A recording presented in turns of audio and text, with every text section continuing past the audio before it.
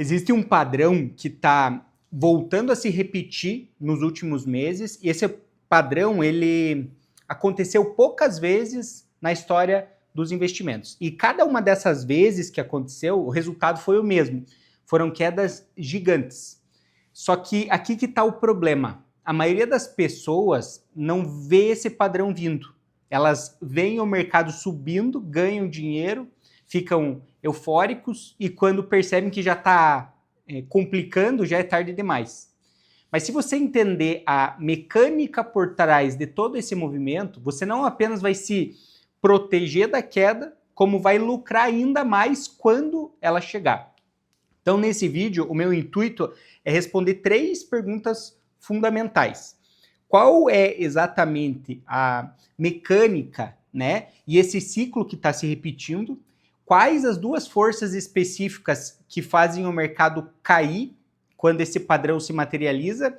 E por fim, eu quero também falar sobre o que você deve fazer agora para ganhar dinheiro, independente se o mercado continuar subindo ou desabar. Então eu quero te mostrar uma maneira mais inteligente de agir nesse momento, não uma maneira de vender tudo ou estar totalmente comprado. É a maneira onde você ganha se o mercado continua subindo por mais alguns meses, mas também ganha muito mais se ele cair. Então eu quero começar mostrando alguns dados para você. Vamos lá. Em dezembro de 1928, o Goldman Sachs ele abriu seu capital, ou seja, ele fez o seu IPO. Então ele lançou uma quantidade histórica de ações para o público e em um período basicamente dos mais eufóricos do mercado de ações já registrado na história moderna.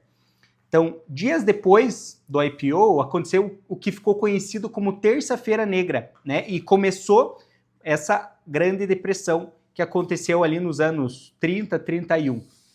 Agora, se a gente for um pouco mais para frente, se a gente pular ali para os anos 70, a Intel lançou seu IPO e alguns meses depois o que aconteceu? O mercado atingiu um dos seus maiores topos históricos e foi seguido por uma queda de 50%.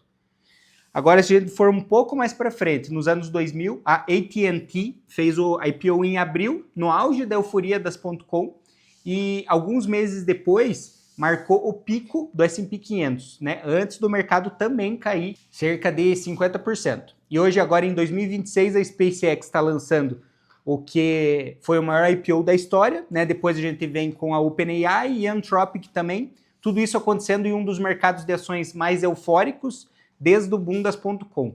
Então a história ela tem características semelhantes e elas tendem a se repetir. E a chave para entender por que isso acontece está no rally que a gente está presenciando agora nesse momento. Então vamos lá, o S&P 500 subiu 16%, 18% em apenas 2 meses e marcou vários novos topos históricos. Isso apenas aconteceu 2 vezes nos últimos 100 anos, essa valorização em tão pouco espaço de tempo. Em 87, um pouco antes da Black Monday, que em um dia fez o mercado derreter mais de 20%, e outra vez foi em 1929, né, um pouco antes da Terça-feira Negra. Você vê um padrão aqui, isso não é coincidência, porque cada um desses períodos, uma coisa específica estava acontecendo no mundo. Então vamos lá, vamos pensar, nos anos 20, então tinha uma euforia em torno do quê? De novas tecnologias, de eletricidade, automóveis. A ideia era de realmente um mundo novo. Se a gente for pular ali para os anos 80, a gente via os computadores pessoais iniciando, né? Nos anos 2000 foi a era da internet e agora é a era da inteligência artificial. E aqui está uma parte interessante, né? Que eu sempre falo, né? A eletricidade ela foi revolucionária, está aí até hoje. Os automóveis estão cada vez mais modernos a cada geração que passa. Os computadores pessoais viraram notebooks, evoluíram enormemente. A internet está totalmente popularizada hoje em dia, alcançou praticamente todas as camadas da sociedade e a inteligência artificial não vai ser diferente. Ela vai transformar a forma com que a gente vive, com que a gente trabalha, com que a gente cria as coisas. Isso realmente vai acontecer. Mas quando uma tecnologia é realmente transformadora, o que acontece? Todos querem se expor a ela, todos veem o potencial dela. Então, todo mundo quer comprar as ações das empresas que estão envolvidas com esse setor. E quando você está muito cedo em algo, o que você pensa? A tentação é muito grande. Então, Então, o que você vai analisar? Vai pensar em se expor massivamente no setor agora e capturar um movimento que vai vir ao longo dos próximos 10 anos. O problema é que as pessoas precificam demais todo esse sucesso e acabam precificando todas as empresas disponíveis do setor. Elas precificam como se todos os competidores fossem vencer essa corrida. Mas a realidade mostrou é que quase sempre tem apenas um ou até 2 cavalos vencedores no início desse processo.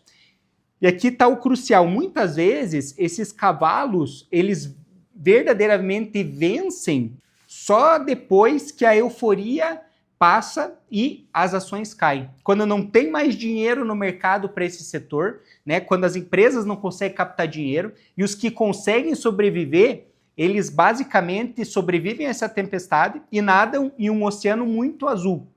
E nesse momento, os fortes eles começam a se consolidar dentro do setor e isso aconteceu em todos os exemplos que eu dei nos anos 20, 80 e até hoje.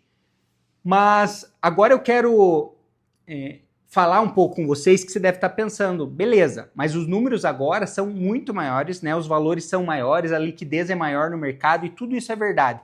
A gente está falando de trilhões jorrando no mercado, né? Não em milhões e bilhões ali como antes. Só esses IPOs que eu falei, eles somam inicialmente quase 200 bilhões de dólares de captação. Então, se você compara os valores de 200 bilhões ajustados pela inflação, você descobre que a gente está vendo um frenesi muito maior do que os anos 2000, quando teve os IPOs da .com. E nos anos 2000, com o surgimento da internet, foi extremamente gigantesco essa ação dos IPOs. O problema é que hoje a concentração que a gente tem é muito maior, é maior do que nunca, porque todos eles perceberam que tem uma transformação acontecendo e agora as maiores empresas não querem ficar de fora.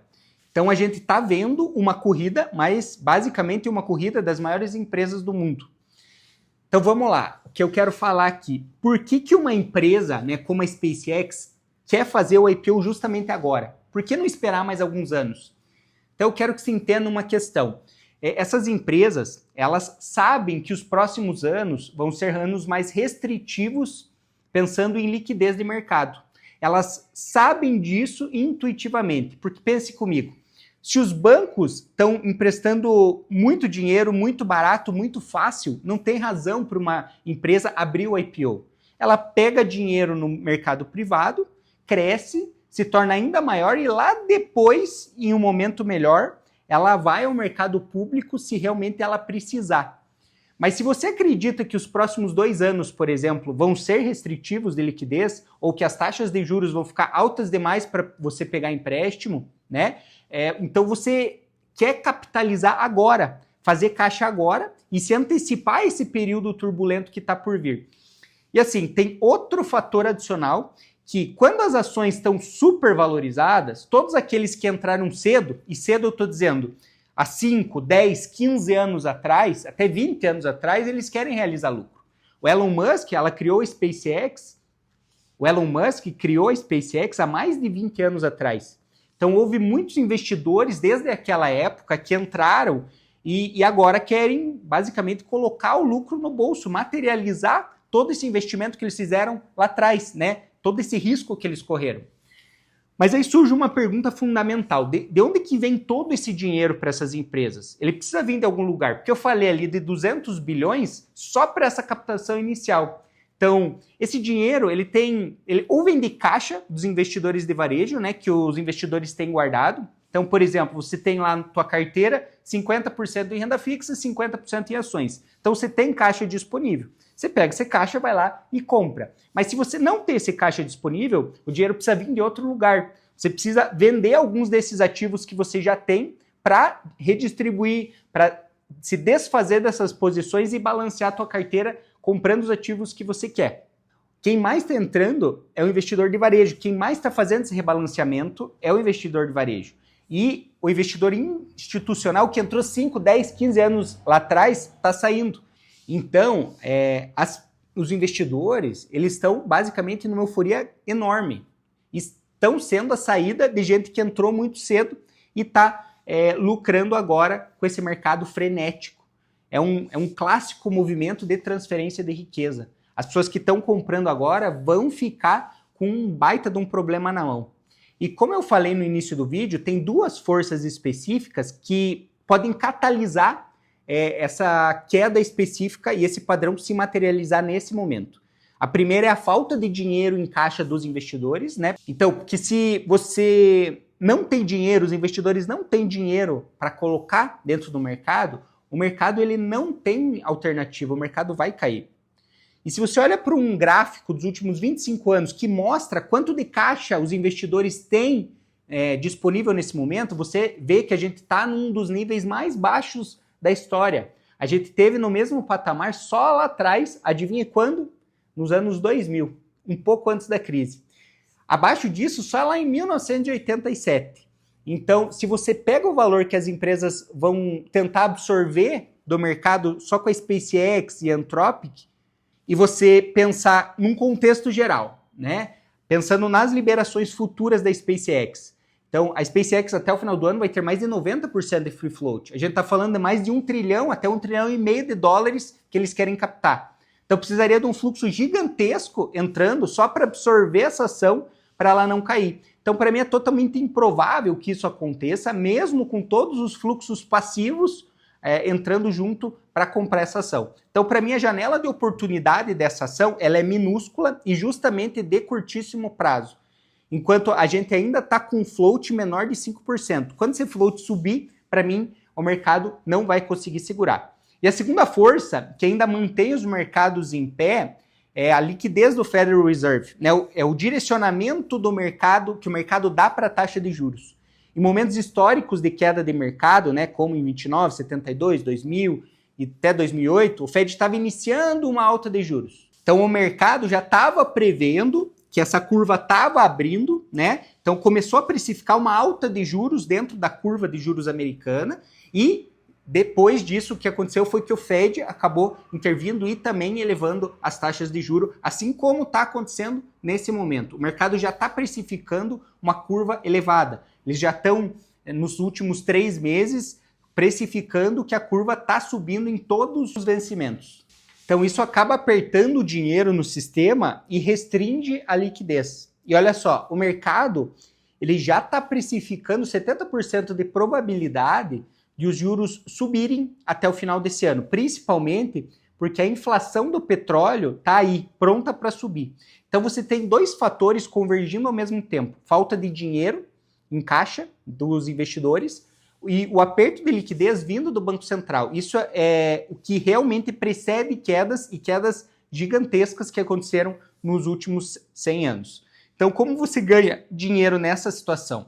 Primeiro, a gente precisa entender algumas coisas, né? Que é difícil acertar o timing de quando pode ter uma queda significativa, né? Que mês, que período específico. Então, ao invés de ficar somente em caixa e esperar isso acontecer, eu tenho uma visão diferente, né? A gente busca estar ativo no mercado. Só que estar ativo sem proteção nesse momento, para mim, é uma loucura. Então, o que eu faço? Se o mercado continua subindo, você estando exposto no mercado, você consegue retornos ótimos com o passar dos anos. A única coisa que você precisa realmente fazer é ir se ajustando conforme o teu portfólio for crescendo. Então vamos lá. Se você tem 100 mil e alguns meses depois você conseguiu uma alta de 15%, então agora você tem que proteger não só 100 mil, mas 115 mil.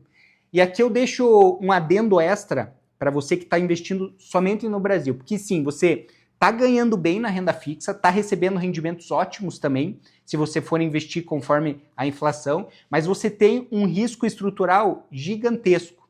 Quando essa queda vier, a liquidez mundial, na minha visão, vai secar, o dólar vai ganhar valor contra outras moedas e o real vai se desvalorizar muito, muito mesmo. E esses 15% que você está ganhando em renda fixa, 14%, 15%, na minha visão não vão fazer nem cócega com a desvalorização que o real pode sofrer.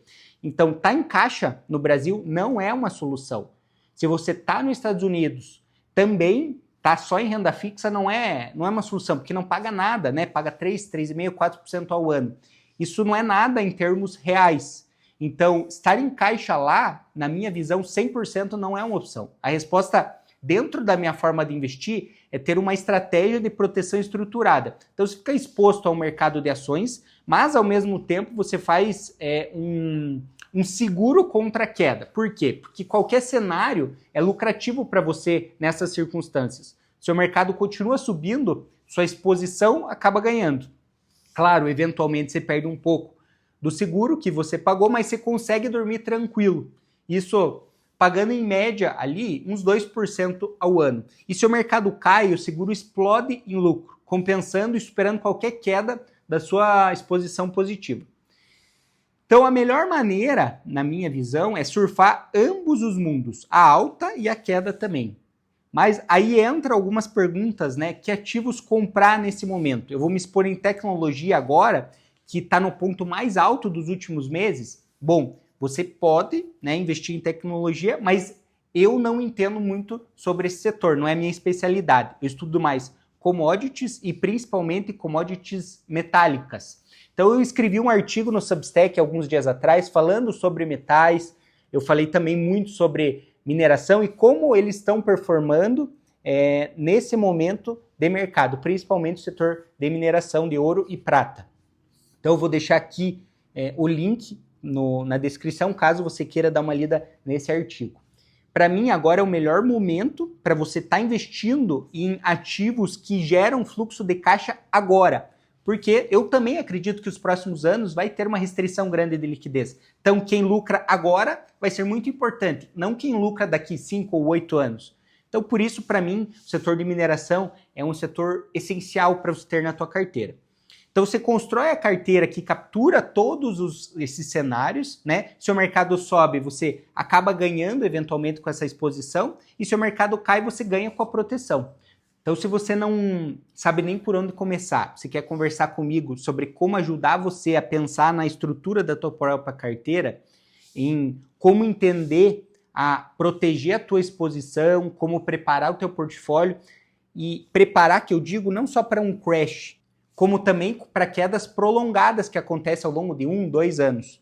Então, para tudo isso, eu vou deixar um link aqui na descrição para você clicar. A gente está em um momento absolutamente crítico para investimentos nos próximos anos. As decisões que você toma agora, na minha visão, vão determinar o destino financeiro dos próximos 5 e 10 anos. O ciclo está virando, a história está acontecendo novamente diante dos nossos olhos e a gente precisa decidir como que a gente vai se comportar nesse momento. Bom, espero que você tenha gostado do vídeo. Um abraço a todos e ótimos estudos.